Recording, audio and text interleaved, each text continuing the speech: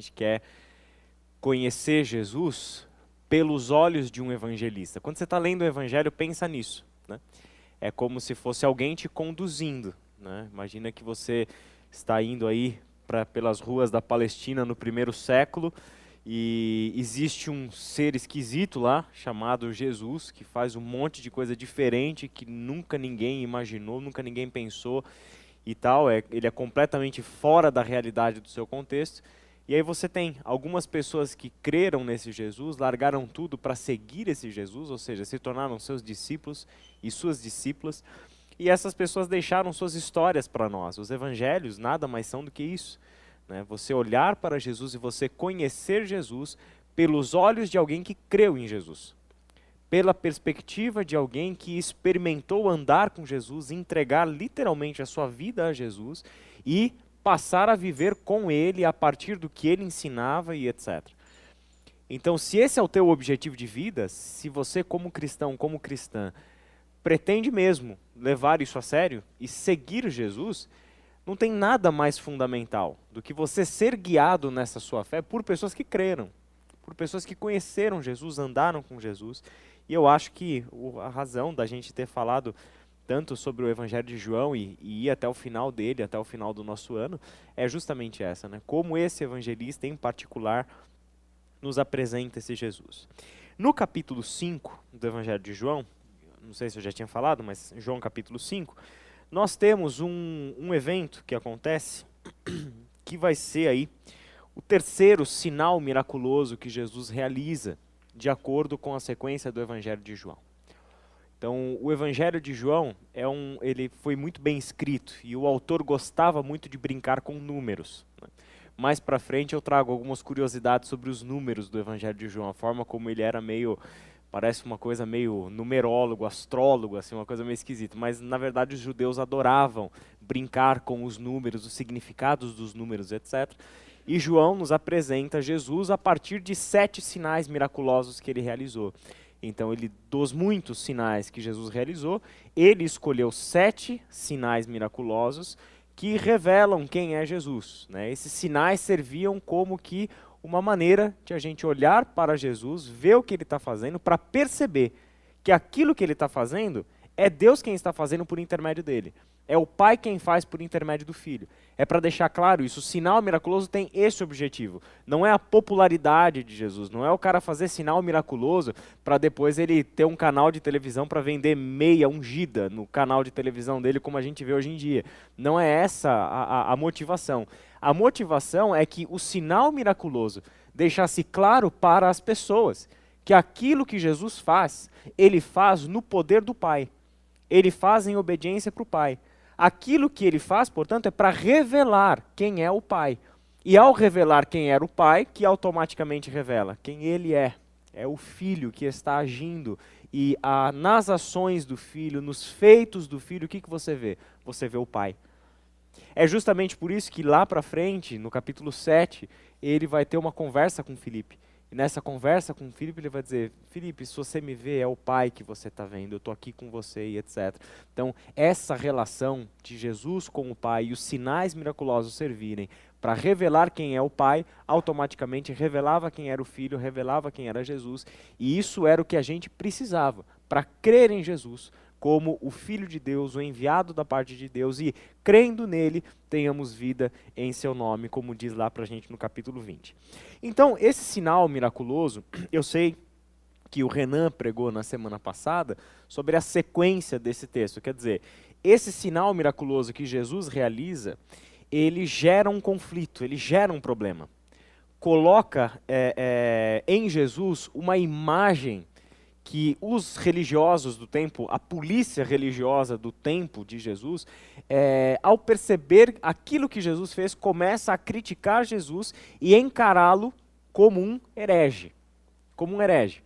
É alguém que está deturpando a nossa fé, é alguém que está desobedecendo a lei, é alguém que está falando coisas que nós não aceitamos. Nós, judeus religiosos, não aceitamos as coisas que esse Jesus tem feito e as coisas que esse Jesus tem dito. Então, qual foi esse milagre? Eu vou ler na versão a mensagem para vocês. Eu não sei se alguém tem aí, às vezes no celular ou enfim, mas eu vou fazer a leitura que é do verso 1 até o verso 18, só da cena desse milagre, e aí depois a gente vai conversar um pouquinho sobre o restante do texto. Tempos depois, houve outra festa, e Jesus estava de volta a Jerusalém. Perto da Porta das Ovelhas, havia um tanque chamado Betesda, em aramaico, com 5 pavilhões. Centenas de doentes, cegos, aleijados, paralíticos, ocupavam esses 5 pavilhões. Um homem inválido, um paralítico, estava ali 38 anos. Havia 38 anos que esse homem estava ali. Quando o viu estendido ao lado do tanque, sabendo por quanto tempo ele estava ali, Jesus lhe disse: "Você quer ficar bom?" O homem respondeu: "Senhor, quando a água é agitada, não tenho quem me ponha no tanque. Tento chegar, mas sempre alguém chega antes." Jesus disse: "Levante-se, pegue sua maca e comece a andar." O homem ficou curado imediatamente, pegou a maca e saiu dali. Mas era sábado. Alguns judeus pararam o homem curado e disseram: "É sábado, você não pode carregar sua maca por aí, é contra a lei." Ele lhe respondeu: "O homem que me curou me mandou fazer isso." Ele disse: "Pegue sua maca e comece a andar." Eles perguntaram: "Quem deu essa ordem?" Mas o homem não sabia, e Jesus havia sumido por entre a multidão. Mais tarde, Jesus encontrou o homem no templo e comentou: "Você está com ótima aparência, está muito bem, mas não volte para a velha vida de pecado, ou algo pior poderá acontecer." O homem então foi contar aos judeus que a pessoa que o havia curado era Jesus. Por isso os judeus passaram a perseguir Jesus por ele ter curado no sábado. Jesus defendeu-se: "Meu pai trabalha o tempo todo, mesmo no sábado, e eu também." A resposta irritou os judeus, que agora queriam não apenas denunciá-lo, queriam matá-lo. Ele não estava apenas quebrando o sábado, mas estava dizendo que Deus era seu pai, pondo-se no nível do próprio Deus. Bom, essa cena foi o que gerou um problema. E aí já deu para perceber que o problema com os religiosos é uma coisa extremamente absurda, né? É extremamente absurdo. Como assim você vai questionar um cara que curou o outro cara que estava há 38 anos parado na beira de um tanque, esperando que a crendice popular ali resolvesse o problema dele, que era a ideia de um anjo que descia, agitava as águas e quem caísse primeiro na água seria curado, né? Então, isso não tem nada a ver com a lei, isso não tem nada a ver com a vontade de Deus. Aliás, uma nota importante, dá uma olhada na NVI, nesse mesmo texto, no capítulo 5, olha só o finalzinho do verso 3 e o comecinho do verso 4. O verso 3 termina assim, ó: "Eles esperavam um movimento nas águas, de vez em quando descia um anjo do Senhor e agitava as águas. O primeiro que entrasse no tanque, depois de agitadas as águas, era curado de qualquer doença que tivesse." Né? Se você está usando a NVI, talvez no celular não dê para ver, mas se você tem ela em papel, você vê que tem uma nota de rodapé no versículo 3, que diz o seguinte, ó: "A maioria dos manuscritos mais antigos não trazem essa frase e todo o versículo 4. Então, esse finalzinho do versículo 3 e todo o versículo 4, o que você tem? A explicação do que era aquele tanque, de como funcionava aquele tanque. A lógica daquele tanque era que eles esperavam o movimento das águas. Quando a água movimentava, significava que um anjo desceu, agitou as águas, e o primeiro sujeito que caísse dentro da água era curado dos seus males. Então, isso é uma nota explicativa de como funcionava aquele tanque. Se foi preciso, depois de muito tempo, colocar uma nota explicativa, era porque a existência desse tanque era um negócio altamente controverso. Tipo, o que isso significa? Que tanque é esse? Como que funcionava? Né? E as descobertas arqueológicas nessa região descobriu a existência, sim, de tanques ali. Não é exatamente como está descrito aqui, mas sim, descobriram a existência desses tanques próximos do templo. E o que é interessante, não se tratavam de tanques relacionados à religião judaica, mas eram tanques de um templo de cura do paganismo que existia naquela região. Então, isso não tem nada a ver com a religião do Antigo Testamento, com a fé do povo de Deus, nem nada. Era realmente uma crendice popular, um sincretismo religioso que estava ali. E Jesus passa por ali sem criticar o sincretismo religioso daquele tanque, sem fazer nenhuma crítica. Você pode perceber que no texto parece que é uma coisa totalmente normal a existência daquele tanque e as pessoas caindo naquele tanque para serem curadas. Então Jesus não questiona isso nem nada. Jesus não estava preocupado com as questões religiosas, com os pormenores, com os detalhes da coisa toda. Jesus não estava vendo um paralítico para ir lá dar uma aula de teologia para o paralítico, dizendo para o paralítico que aquilo... Ele não, ele faz diferente. Ele olha para o ser humano que está ali. Ele olha para a pessoa que está ali. E isso é o que enche o coração de Jesus de compaixão. Ele olha para um ser humano vivendo ali a partir de uma fé equivocada, de uma questão toda religiosa daquele povo, que nada tem a ver com a vontade de Deus e nem nada. Ele olha para aquela cena e o que enche o peito de Jesus de compaixão é aquele ser humano, é aquela pessoa naquela condição. Um paralítico, há 38 anos, esperando para que de alguma forma ele pudesse voltar a andar. E aí quando Jesus olha para ele, ele diz o quê? Você quer andar? Você quer ficar bom? Qual que você acha que seria a resposta do cara? É lógico que eu quero ficar bom. Que pergunta mais besta é essa? É lógico que eu quero ficar bom. Só tem um problema. Como é que eu vou ficar bom? Se sempre alguém entra na água antes que eu. Ninguém me coloca na água. Olha o desespero do cara. E há 38 anos o cara está ali. E aí Jesus chega e faz o quê? Teu problema está resolvido. Ninguém vai precisar te jogar na água. Esquece esse negócio de tanque e etc. Eu vou te curar. Pega a sua maca e vai andar. E vai para sua casa. E essa cena acontece, e eu achei muito interessante, por isso que eu trouxe esse texto, a forma como o Eugene Peterson narra isso na tradução dele. Mas era sábado. Como se isso tivesse sido um problema. Quer dizer, aconteceu, só que aconteceu quando? No dia que não devia ter acontecido, no sábado. Por quê? Porque o sábado é a lei do sábado, que eu acho que o Renan já até falou na semana passada para vocês. Em outras ocasiões também a gente já comentou sobre o sábado. Quer dizer, é essa lei máxima, inviolável para o judeu. Não pode de jeito nenhum fazer nenhum tipo de atividade no sábado. Carregar a sua maca, o seu leito, o seu colchão num sábado, isso é um absurdo, isso é quebrar a lei de Deus, isso é romper os seus vínculos com a tradição judaica, com Moisés, com a lei, etc. É um ato de rebeldia e de desobediência deliberada. Quer dizer, você sabe que é errado, você sabe que a lei diz para não fazer e mesmo assim você transgride, você vai lá e faz. Entende? E aí eles vão questionar o cara, falam, por que você está carregando sua maca? Você não sabe? Você está maluco? É sábado, você não pode fazer isso. E aí o senhor falou, ó, teve um cara que me curou e mandou eu carregar minha maca. Aí eles veem um problema maior ainda, né?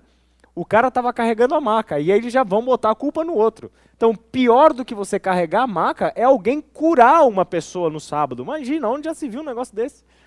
Você curar um sujeito que há 38 anos é paraplégico no sábado? Não, no sábado não, esperava no domingo para curar o cara.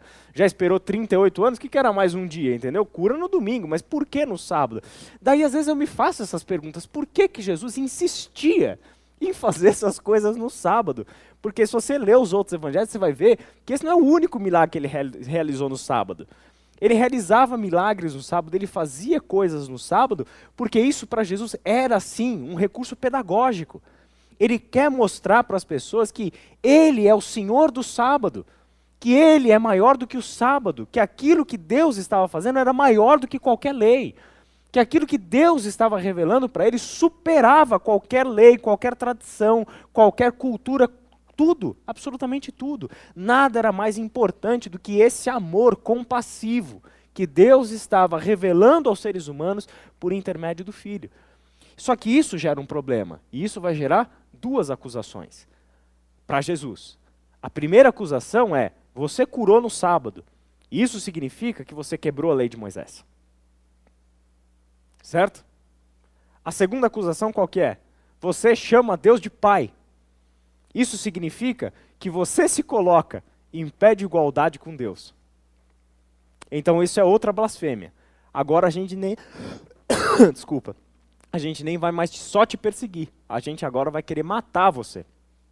Porque além de você curar no sábado, quebrar a lei, você está dizendo que Deus é seu Pai. Você se relaciona com Ele como se Ele fosse Pai. E isso significa que você e Deus são semelhantes. semelhantes. E isso para ele foi um absurdo. Bom, agora a gente vai fazer um salto aqui no texto. A primeira coisa que vai acontecer, e aí vem do versículo 19 até o versículo 30, que foi o texto que o Renan pregou na semana passada, onde Jesus vai falar exatamente dessa relação dele com o Pai. Né, onde ele vai mostrar exatamente que ele, olha, eu estou trabalhando, eu vim fazer o trabalho do meu Pai, e eu trabalho em nome do meu Pai, e tudo que eu faço, todas as minhas obras, estão em relação com o meu Pai. Realmente é isso mesmo. Né? E aí do versículo 31 até o versículo 47, nós temos a sequência. Quer dizer, tudo que aconteceu no capítulo 5, que é o que o Renan pregou na semana passada, e o que eu vou falar agora aqui para vocês, tudo isso é em resposta a essa crítica que os judeus fazem sobre Jesus. Essa acusação que eles fazem a Jesus, de quebrar a lei e de chamar Jesus de Pai, colocando-se como semelhante ao próprio Deus. Versículo 31. Se testifico acerca de mim mesmo, o meu testemunho não é válido. Ou seja, você não pode se apresentar e dar testemunho de você mesmo. É necessário que outro dê testemunho, diga quem você é. Então, há outro que testemunha em meu favor, e sei que o seu testemunho a meu respeito é válido. Vocês enviaram representantes a João, que é o primo dele, o Batista, o que batizava. E ele testemunhou da verdade. Não que eu busque testemunho humano, mas menciono isso para que vocês sejam salvos. João era uma candeia que queimava e irradiava luz. E durante certo tempo vocês quiseram alegrar-se com sua luz. Eu tenho um testemunho maior que o de João, a própria obra que o Pai me deu para concluir, que estou realizando, testemunha que o Pai me enviou. Agora presta atenção nisso. Lembra que uma das acusações, ou a acusação dos judeus, que deu nos judeus aquela vontade de matar Jesus, era que Jesus chamava Jesus de Pai. Você já percebeu que no restante de todo o texto, Jesus o tempo todo está falando sobre Deus como Pai? Ele não está nem aí. Ele não está nem aí. Mesmo que isso lhe custe a vida, ele não está nem aí. Ele não vai arredar o pé. Ele vai manter isso. Por quê, gente? Essa imagem é vital para a gente compreender quem é Jesus. É a forma que ele se relaciona com o seu Pai. E aí o versículo 36 deixou claro uma coisa. Eu tenho um testemunho maior do que o de João. Quer dizer, lembra que João, lá no comecinho, lá no capítulo 1 do Evangelho de João, a gente falou sobre isso. E João apontava para Jesus e dizia o quê? Este é o Cordeiro de Deus que tira o pecado do mundo. Esse é o testemunho de João acerca de Jesus. João apontava para Jesus. E João deixava claro, eu não sou o Messias. Aquele que vem após mim é maior do que eu. E aquele que vem após mim é Jesus, o Cordeiro de Deus, o que tira o pecado do mundo. Esse era o testemunho de João. Só que Jesus fala que ele tem um segundo testemunho. E que é ainda maior do que o testemunho que João dava dele. Que segundo testemunho é ele? É esse. As obras que eu realizo. As obras que eu realizo. Lembra que quando Jesus vai ter, ou quando Nicodemos vai ter aquela conversa com Jesus, como que Nicodemos se aproxima de Jesus? Olha, eu sei que você é enviado da parte de Deus, porque ninguém realiza as obras que você está realizando, se Deus não estiver com ele. Esse era o testemunho de Jesus. Aquilo que eu faço, as minhas obras, o meu trabalho, dá prova, dá testemunho de quem me enviou. As minhas obras são as obras do Pai. O meu trabalho é o trabalho do Pai. Está entendendo? Isso fica claro para a gente? Vamos continuar, versículo 37. E o Pai que me enviou, ele mesmo testemunhou a meu respeito. Vocês nunca ouviram a sua voz, nem viram a sua forma, nem a sua palavra habita em vocês, pois não creem naquele que ele enviou. Vocês estudam cuidadosamente as Escrituras, porque pensam que nelas vocês têm a vida eterna. E são as Escrituras que testemunham a meu respeito. Contudo, vocês não querem vir a mim para terem vida.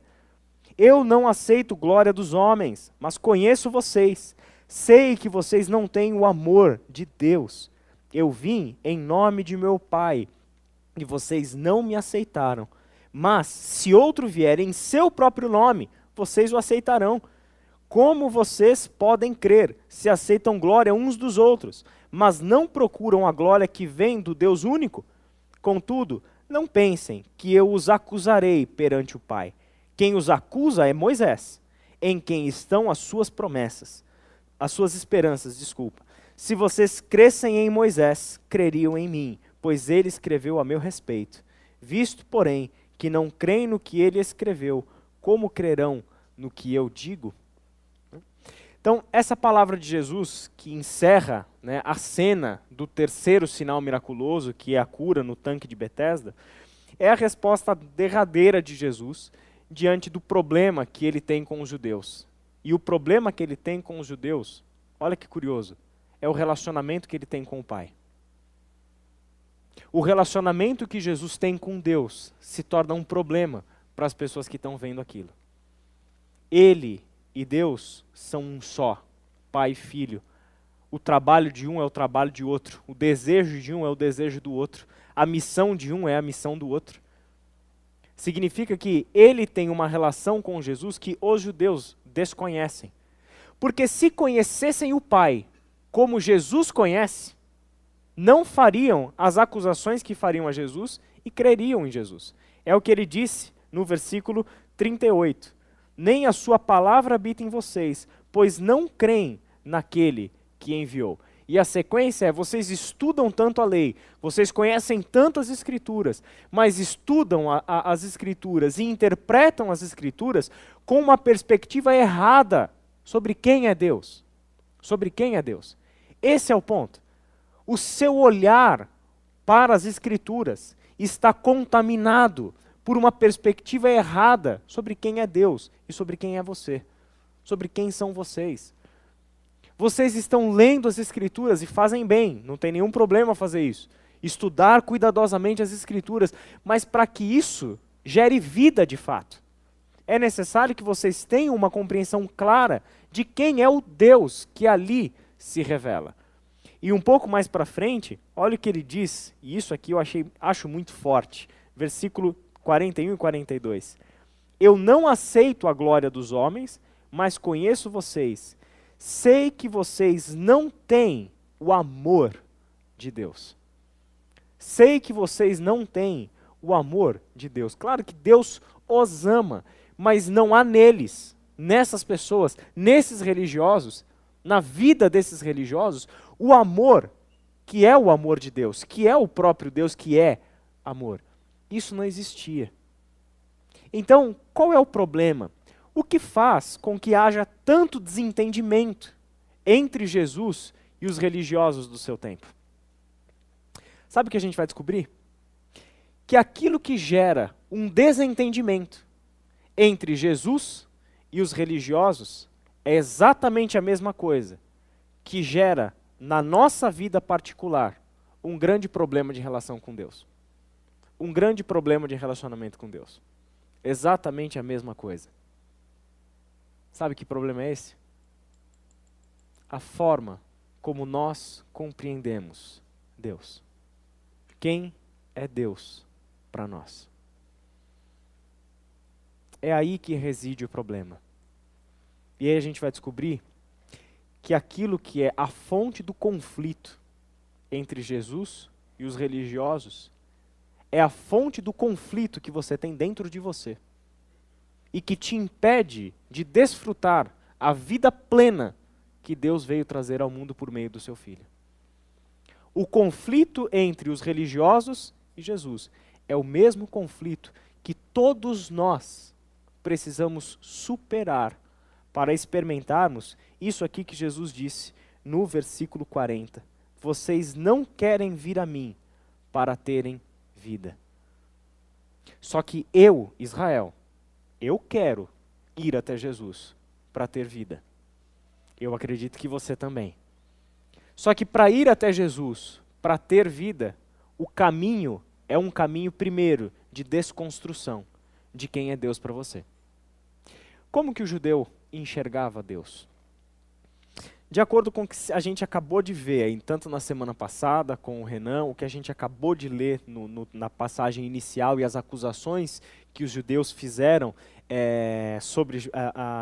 para Jesus e etc. Como que você acha que era a visão desses religiosos? Quem era Deus para esses religiosos? Que imagem você acha que está por trás aí? Já pensou nisso? Hã?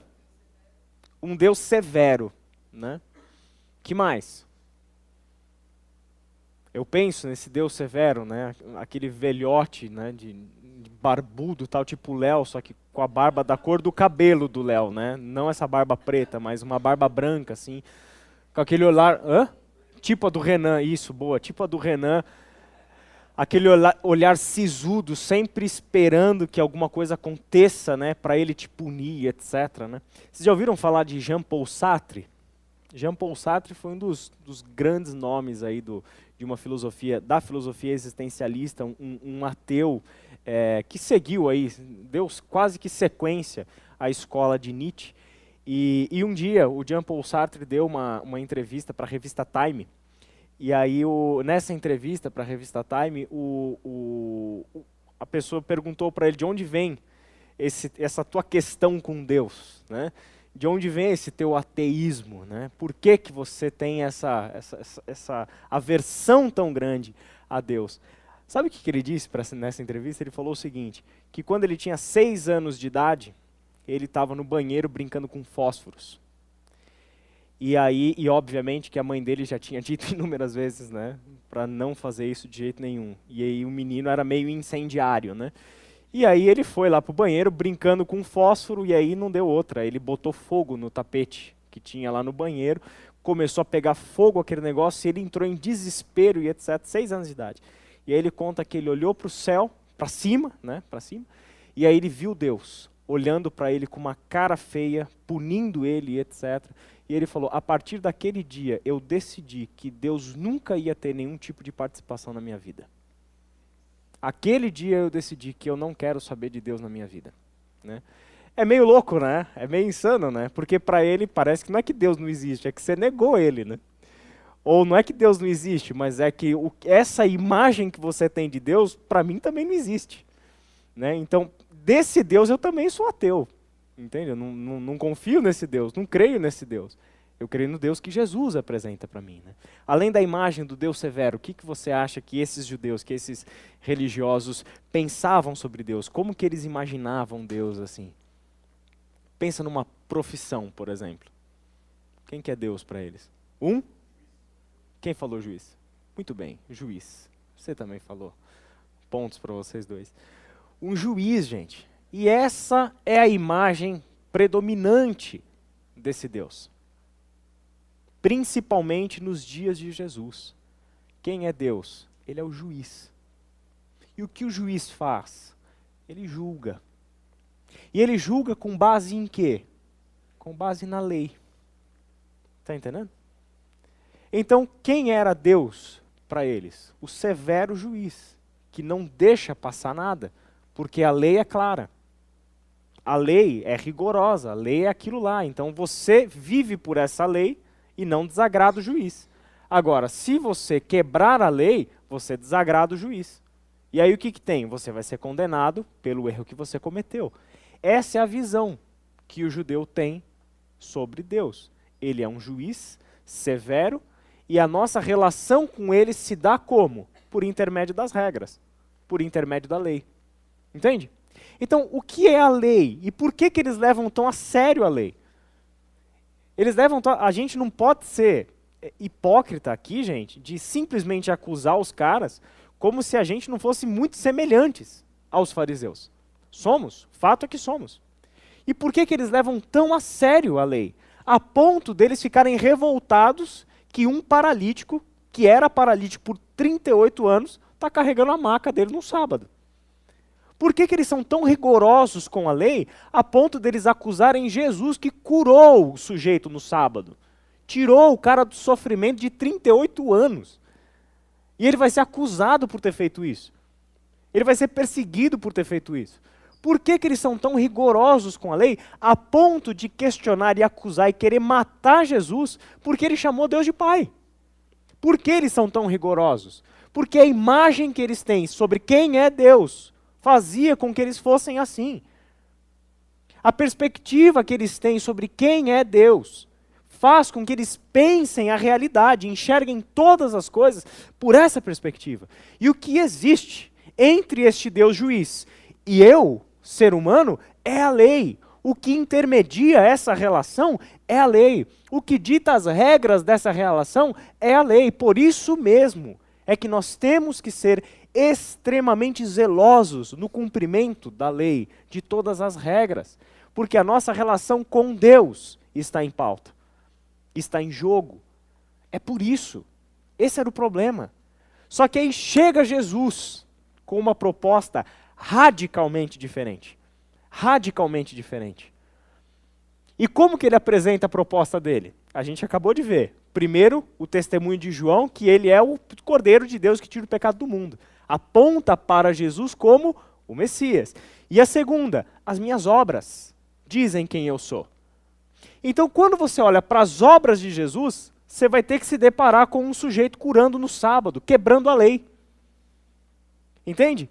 A simples forma de Jesus atuar, agir, realizar a sua missão, já é essa sua proposta radical que muda completamente a perspectiva que a gente tem sobre quem é Deus. E justamente porque para Jesus, Deus não é juiz, mas Pai, é que as coisas mudam completamente de figura. Justamente porque para Jesus, Deus não é o juiz que está procurando defeito na sua vida baseado nas regras. Mas Deus é um pai compassivo, que olha para você com compaixão e misericórdia. E que quer te curar. E que quer o seu bem, quer te conceder vida. João 10:10, eu vim para quê? Eu vim para conceder vida para vocês. No meio de toda essa cena, onde se fosse eu não, eu sou mais bonzinho, se fosse o Renan, ele já queria matar esses judeus, já queria dar porrada em todo mundo. Porque eu estou fazendo o bem, olha só, estou fazendo o bem, poderia estar ficando rico lá na carpintaria, mas eu estou fazendo o bem por essas pessoas, larguei mão de tudo, estou curando gente, estou andando por aí, sabe, fazendo um monte de coisa boa, legal e etc. E esses caras estão me enchendo o saco, esses caras ficam no meu pé, esses caras ficam me acusando. Esses caras ficam querendo me perseguir, querendo me matar e etc. Nesse contexto todo, onde qualquer um de nós já queria estar matando esses caras. O que Jesus diz para eles no versículo 45? Contudo, não pensem que eu os acusarei perante o Pai. Eu não vim aqui para acusar vocês. Vocês precisam entender que quem acusa vocês é Moisés, é a lei. É a lei que traz a condenação sobre vocês. É a lei que traz a acusação contra vocês. Por quê? Porque ninguém é capaz de viver de acordo com a lei. A lei não foi feita para a salvação de vocês. A lei foi feita para a condenação de vocês. Para que, condenados pela lei, vocês fossem salvos pela graça, por meio daquilo que o Filho vem fazer. A lei não era capaz de conceder vida. A gente está estudando Gálatas aqui nessa sala de domingo de manhã. A lei não foi capaz, não era capaz de conceder vida. Porque a vida era para ser concedida por meio do Filho. É isso que Jesus está tentando dizer quando fala, olha, Moisés escreveu sobre mim. Sabe o que significa Moisés escreveu sobre mim? O fato de existir uma lei aponta para a necessidade de um Salvador exterior a nós.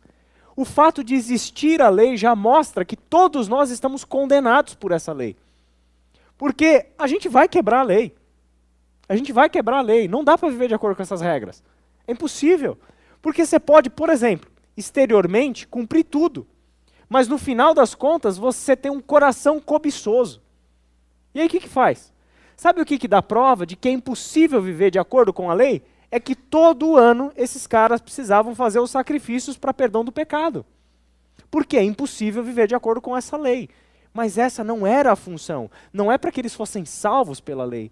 Mas a existência da lei apontava que um dia a esperança não seria colocada em Moisés, mas naquele que vem depois de Moisés. Naquele que viria para de fato trazer a justificação para o seu povo. E esse alguém quem é? O Filho que o Pai enviou. É por isso que, olha, eu não vim condenar vocês. Eu não vou acusar vocês perante o Pai. Eu não estou aqui para isso. Ou seja, a compaixão dele demonstrada tanto para o paralítico, como para esses infernais fariseus opositores dele, que ficavam o tempo todo no pé dele. A mesma compaixão. Eu estou aqui para trazer vida para vocês. E qual é a imagem que Jesus está e que os evangelistas estão o tempo todo, gente, propondo para você? Qual é a imagem de Deus que eles estão propondo para você? Encare Deus como Pai. Encare Deus como Pai. Só que parece que agora isso traz, ou pode trazer, um outro problema para a gente. Porque pode muito bem ser que nem todos nós tenhamos boas referências de pai. Concorda comigo? Pode ser que as nossas imagens de pai, ou conceitos de paternidade, conceitos de maternidade que a gente tem, não sejam dos melhores. E eu penso muito que boa parte dessas pessoas com quem Jesus está caminhando nos seus dias, boa parte dos seus discípulos, inclusive, tinham nas suas realidades familiares as mesmas coisas que a gente tem aqui. Eu tive um ótimo exemplo de pai, tenho uma ótima referência de pai. Só que mesmo a ótima referência de pai que eu tenho, é um pai extremamente severo. É um pai extremamente duro. Um pai punitivo. Essa foi a imagem de pai com a qual eu cresci. Meu pai mudou muito nos últimos anos agora, mas a minha imagem de infância de pai era alguém que eu tinha medo. Eu tinha medo do meu pai. Essa era a coisa. Sabe? De não poder realmente fazer absolutamente nada errado. E tomar cuidado nas palavras para falar com ele, etc. Por causa de ser extremamente severo. E de alguma forma, essa imagem de pai afetou a minha imagem sobre quem é Deus. Não tem jeito. Você está entendendo? Então, a desconstrução é dupla aqui. Primeiro, eu preciso desconstruir a imagem do Deus juiz, do Deus da lei, do Deus severo, do Deus punitivo. Essa imagem precisa ser desconstruída. E, gente, se não for com Jesus, essa imagem nunca vai ser destruída. É Jesus quem desconstrói essa imagem. É Jesus quem joga essa imagem na lata do lixo, para que você entenda de fato quem é o Pai, quem é Deus. E a segunda desconstrução são os nossos conceitos, as nossas experiências de pai, de paternidade. Onde, por melhor que seja, o seu pai não é essa referência. Por melhor que o seu pai tenha sido, ele não é essa referência. Não é ele. É o pai como Jesus o apresenta. Esse pai é essa referência. Não é à toa que a parábola mais perfeita, mais magnífica que a gente encontra dentro da Bíblia e fora da Bíblia e por toda a eternidade é a parábola que Jesus contou sobre um pai que tinha 2 filhos. Lembra? A parábola do filho pródigo? E que esse título é uma droga que não tem nada a ver com o filho pródigo? A parábola do amor do pai. Parábola do amor do pai. Essa é a parábola. E nessa parábola, o que Jesus contou? Ele contou que esse pai tinha 2 filhos e um desses filhos, o mais novo, chegou para ele e disse: pai, eu quero ir embora. Me dá minha parte da minha herança e eu quero ir para casa, para viver longe de você, sair fora de casa.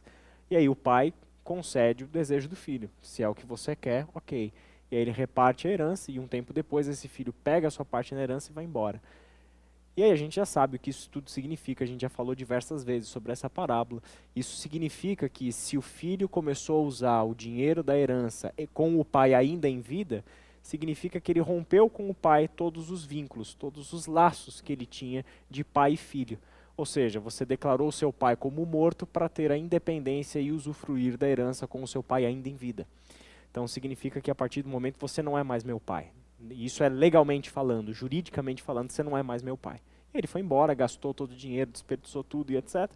E aí tem aquela história do retorno. Quer dizer, quando ele está na pior, né, gastou todo o dinheiro, está cuidando de porcos, isso é significativo, o porco é um animal imundo para o judeu, então ele está cuidando dos porcos, ele está querendo comer a comida dos porcos e nem comer comida de porco ele conseguia.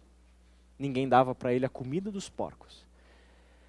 E aí, nesse momento, ele tem ali uma epifania. Qual que é a epifania que ele tem? Eu tenho um pai. Sabe o que isso significa? Que eu sou filho.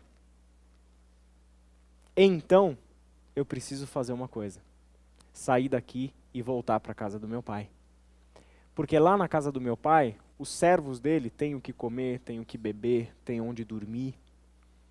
E eu aqui, no meio desse chiqueiro, tentando comer a comida dos porcos, e nem isso me dão para eu comer. E aí ele se lembra, quer dizer, ele precisou chegar a um estágio da existência dele, onde ele está no mesmo nível que um porco. Que um porco. Está ali, no mesmo nível do porco, que é um animal imundo para o judeu. E comer, e até talvez pior do que o porco, porque pelo menos o porco pode comer daquela comida, e ele não. E aí quando ele chega nesse fundo do poço, no limite, o que vem à consciência dele? A figura paterna. Se eu tenho um pai, significa que eu sou filho. Ou seja, ainda existe um resíduo de dignidade humana dentro de mim. Existe pelo menos um pouco de esperança, de humanidade dentro de mim, que me diferencia desse porco, que eu estou cuidando dele, tentando comer da comida dele. E aí eu vou voltar para casa. E o que é curioso, sempre falo sobre isso, ele não volta para casa porque ele ama o pai. Ele não volta para casa porque ele está com saudade do pai.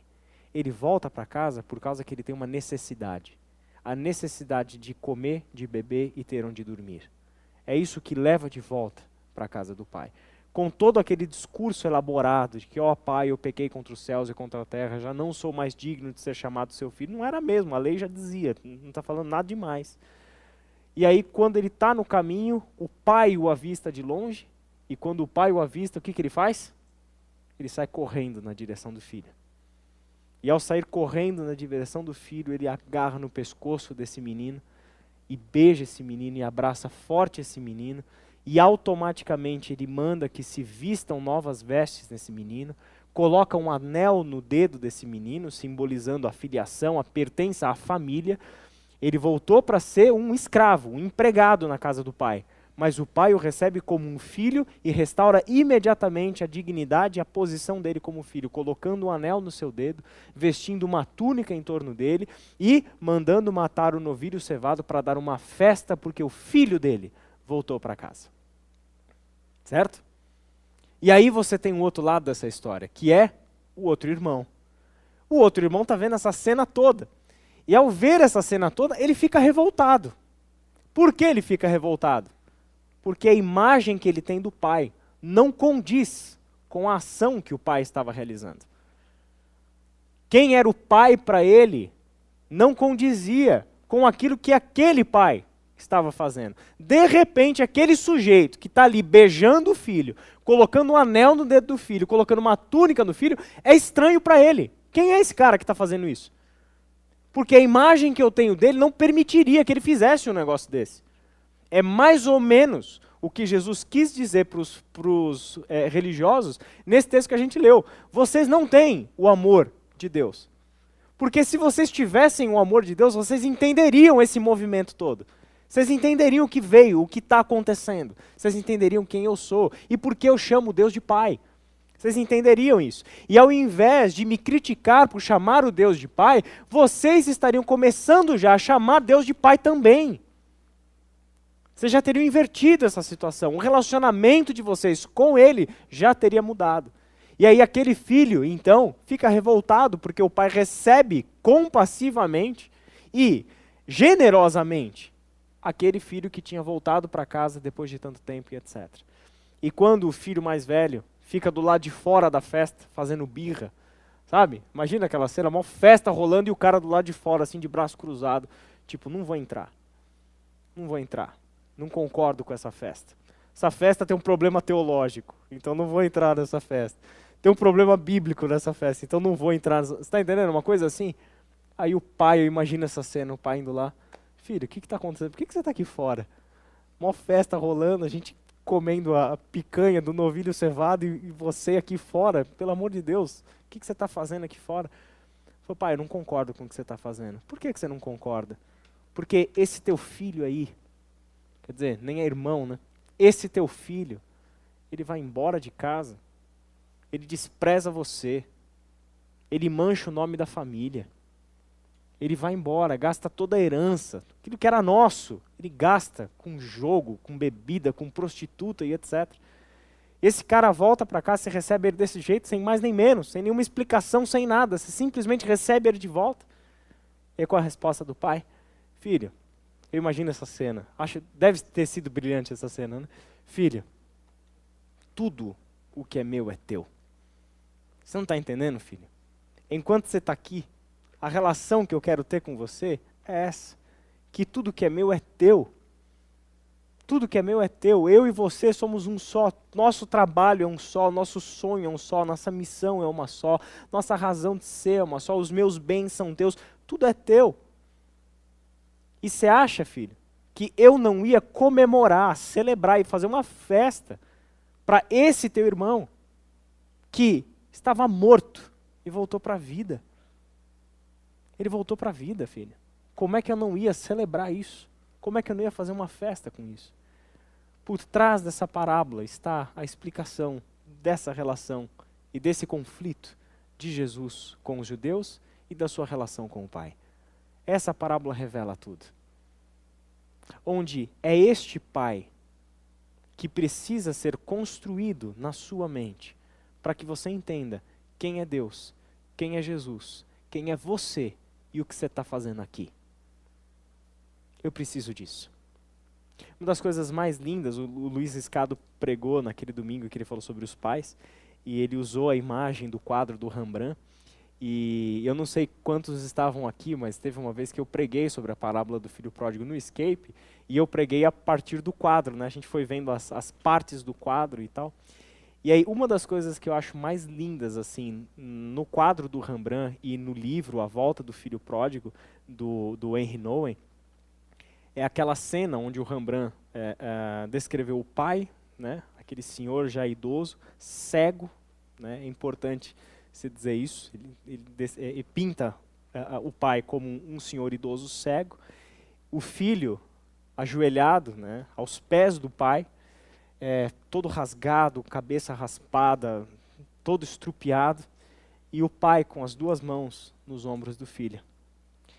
E se você olha, pode procurar na internet esse quadro, A Volta do Filho Pródigo, de Rembrandt. Se você olha as mãos daquele pai, uma das coisas que eu acho mais lindas é que uma mão é máscula e a outra mão é delicada. Rembrandt foi brilhante nisso. Impressionante. Eu nunca tinha dado muita atenção para a arte. Depois que eu li esse livro e eu li a explicação do quadro, isso aqui é genial. O cara pintou as duas mãos daquele pai, onde uma mão é masculina, é uma mão calejada, grosseira, e a outra mão é uma mão fina, delicada, mais clara, com uma pele lisa e etc., uma mão feminina.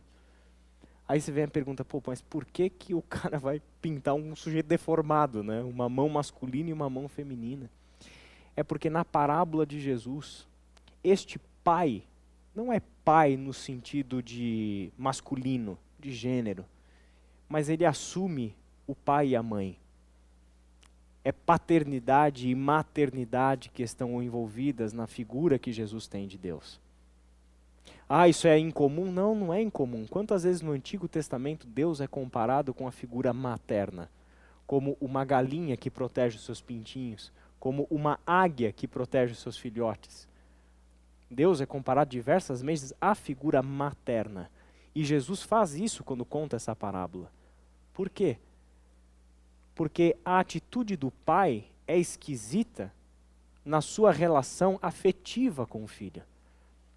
O pai judeu, nesse contexto, ele trataria o filho de um aspecto muito mais legal, quer dizer, senta aí e vamos discutir como que fica a coisa agora que você está voltando para cá. Vamos discutir o aspecto legal desse negócio.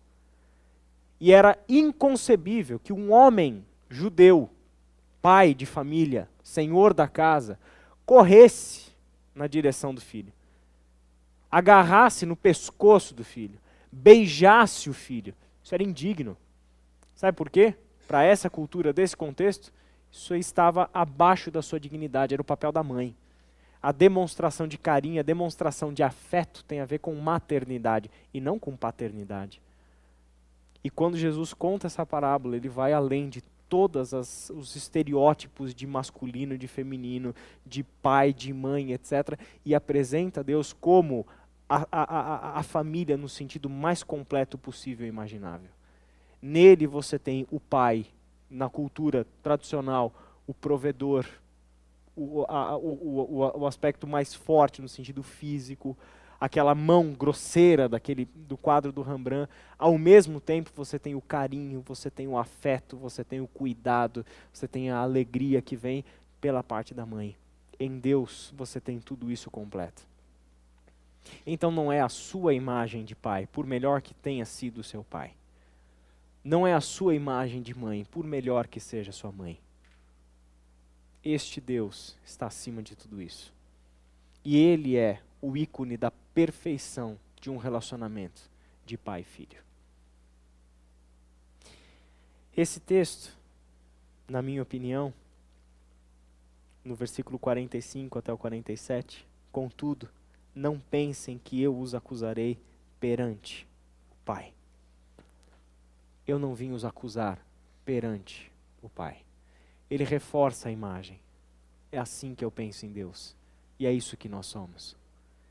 A imagem do juiz e de pessoas cuja relação com o juiz é intermediada pela lei, Jesus propõe uma outra imagem.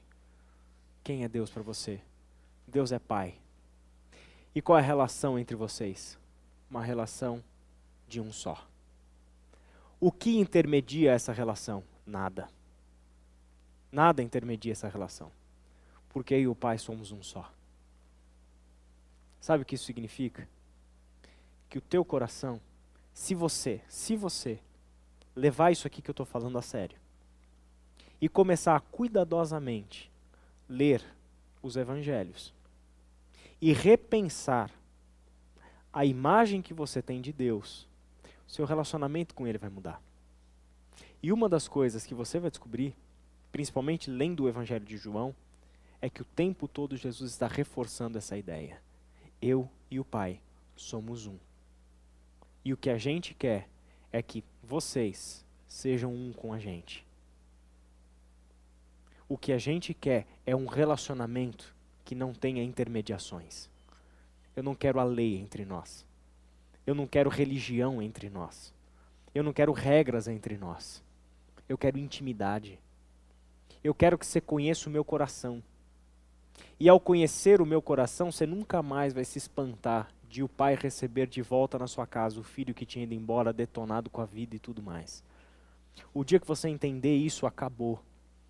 O dia que você entender isso, vai acabar aquele negócio de ter que usar frases mágicas e momentos especiais para se relacionar com Deus. O dia que você entender isso, acabou aquele negócio de na hora de orar você mudar até o tom de voz e a forma como você fala com Deus. O dia que você entender isso, acabou de uma vez por todas qualquer discussão acerca de quem é aceito por Deus, quem que não é aceito por Deus, aonde a gente tem que fazer o que de missão no mundo e etc. O que é a nossa... Acabou a discussão. Sabe por que vai acabar essa discussão? Acabar todas as suas dúvidas e tudo se soluciona. Sabe por quê? Porque você e o Pai serão um só. Você e o Pai serão um só. E o coração do Pai vai ser o teu coração. E o desejo do Pai vai ser o teu desejo. E o trabalho do Pai vai ser o teu trabalho. Você está entendendo? É você e eu, e o Pai, e todos nós como um só, trabalhando numa mesma direção, realizando as mesmas obras. Todos nós sabemos que nós estamos aqui para realizarmos boas obras. O que é realizar boas obras? Olha para os evangelhos e olha o que Jesus fala sobre as suas obras. Eu estou realizando as obras daquele que me enviou. Realizar boas obras é realizar as obras que Deus realiza, está realizando entre nós. É para isso que eu estou aqui, é para isso que eu vivo. Então quando isso acontecer, gente, aí a nossa relação com Deus é que começa a mudar. Quem vai ser Deus para nós? Como eu vou ler a Bíblia? Isso muda completamente. Porque o meu olhar vai ser diferente. Nunca mais eu vou fazer nada por obrigação, mas simplesmente por amor. Já pensou o que isso significa? Você nunca mais ter que fazer nada na sua vida, porque você tem que fazer, porque o seu líder disse que você tinha que fazer, porque alguém que está te discipulando tem insistido com você, olha, você precisa ler a Bíblia, você precisa ler a Bíblia. E aí você, ai que saco, ter que ler a Bíblia. Você está entendendo? Esse tipo de coisa, que para muitos é um peso. Às vezes é tão pesado que nem faz. Sabe? Esse tipo de coisa vai acabar, não porque você forçou para que acontecesse, mas porque você permitiu enxergar Deus com os olhos de Jesus. Mas porque você se permitiu pensar em Deus como Pai. Quando isso acontecer, o seu coração do Pai, o seu coração e o coração do Pai se tornarem um só, é isso que vai fazer com que o seu relacionamento com Deus mude completamente. Sua relação, para finalizar, com o pecado, com a tentação, também muda. Sabe por quê? Porque uma coisa é você pensar que o seu pecado é a quebra de uma lei. E a outra coisa é você pensar que o seu pecado machuca o coração do Pai. Já pensou nisso? Por que que a gente prefere se relacionar com Deus por intermédio de regras, de lei, de obrigações? Porque é menos dolorido para a gente. Por que que a gente prefere muito mais ver Deus, como os fariseus viam, intermediados pela lei, intermediados por tantas coisas, por obrigações, etc., do que entender Deus como Jesus via? Porque é menos doloroso para nós. Porque a partir do momento que Deus se tornar para você de fato Pai, como Ele era para Jesus, aí você vai entender que o seu pecado, que a tua omissão, que a tua falta de fé, não são quebras de mandamentos, mas são ofensas. É você machucando o coração daquele que te ama sem condições. É você virando as costas para aquele que te ama sem reservas. E que fez tudo o que fez por amor a você. Quando você pecar, você vai se lembrar que naquele pecado, você está manchando o nome da família. Você está magoando aquele que te ama. Você percebe como a coisa muda de figura? Quebrar o mandamento não tem problema. Que se dane o mandamento. Sabe por quê? Porque isso é frio, não tem relação. Mas quando a gente olha Deus como Pai, aí muda de figura. É esse o relacionamento que Jesus quer te mostrar. E que é possível. E que é possível. E quem é Deus? Deus é o Pai, que continua te esperando no portão da casa. Continua, como diz o Henry Nouwen no livro dele. O Pai está lá, de braços abertos, esperando os seus ombros, para ele poder descansar os braços dele nos seus ombros.